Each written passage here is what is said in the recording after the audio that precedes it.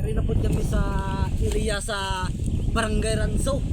Makita mo tanan ng mga view dito dire guys, no, ang mga produkto sa mga tao, tubo. Kada guys, makita ko na. Kada ang mga view guys. No? Isom god, isom. Okay guys, mga view. Kini guys ang mga produkto sa mga tao dire. Tubuan. No? Kay wala naman ta sa Davao guys, dili naman ta sa atong natawhan sa North Cotabato, Carmen, Barangay Ranso. No guys, no? Ang mga view, makita mo tanan mga view ni guys. Ato dito guys, oh. Pakita. Kana guys, ang mga view. No. So, iba-iba din produkto sa mga tao guys. African,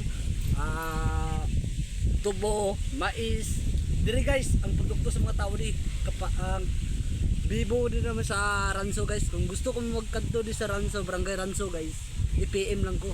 Makita po tayo mga kuan guys, no? Ang mga produkto sa mga tao.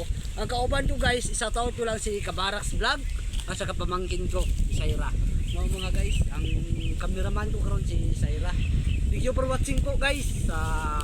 Follow and share na lang. God bless.